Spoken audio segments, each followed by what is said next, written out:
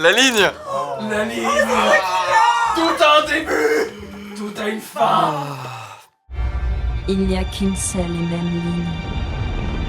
Il existe un début et une fin. L'univers tout entier suit un même tracé.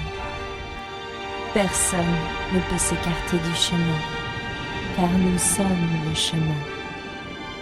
Il existe un début et une fin.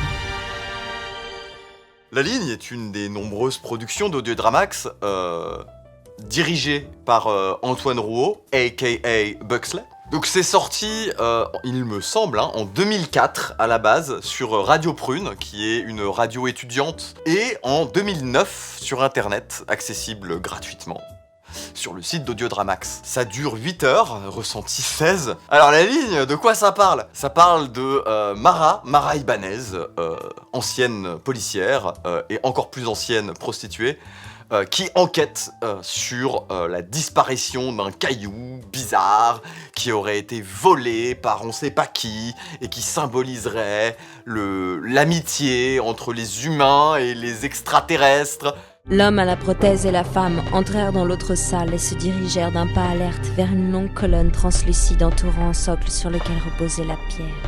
La pierre des Éocnènes. Une pierre lumineuse, battant comme un cœur. Le cœur des Éocnènes. J'ai quitté l'écran des yeux pour croiser ceux de Decker. Vous ne dites rien. Qu'est-ce que je pourrais dire? C'est l'un des plus grands vols, l'un des plus parfaits, mais je vois pas en quoi ça me concerne.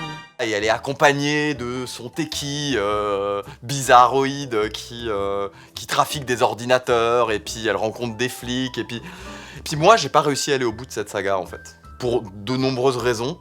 La première, c'est que j'avais déjà écouté d'autres sagas d'Antoine Rouault, a.k.a. Buxley, et que je m'attendais à quelque chose de mieux, parce qu'il m'avait habitué à quelque chose qui me parlait plus, par exemple Eden, ou Eden Sacrifice, et la ligne, au bout de 4-5 épisodes, je roulais des yeux, j'arrivais pas à me concentrer sur ce qui se passait, j'ai relancé même certains épisodes depuis le début pour réussir à comprendre.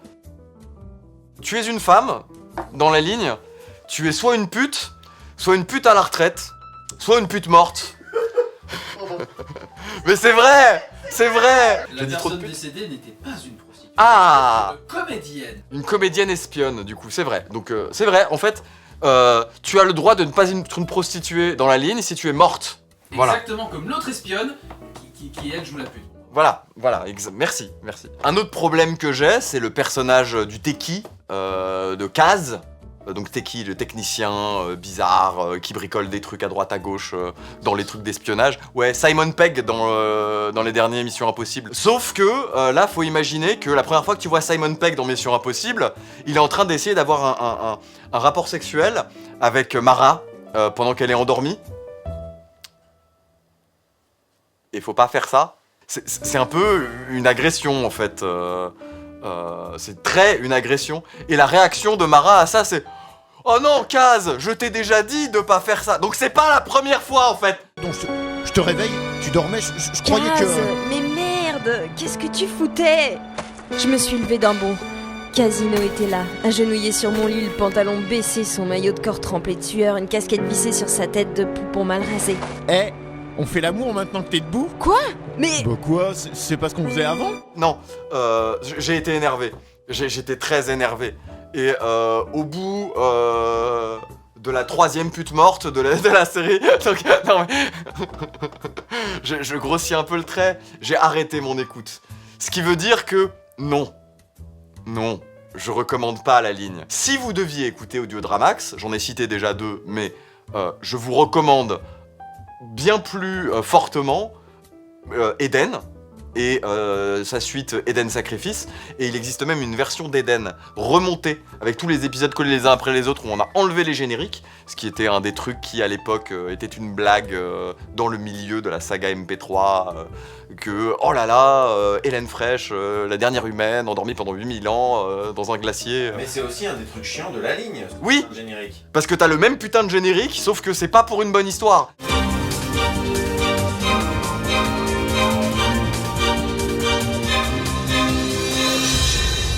La ligne.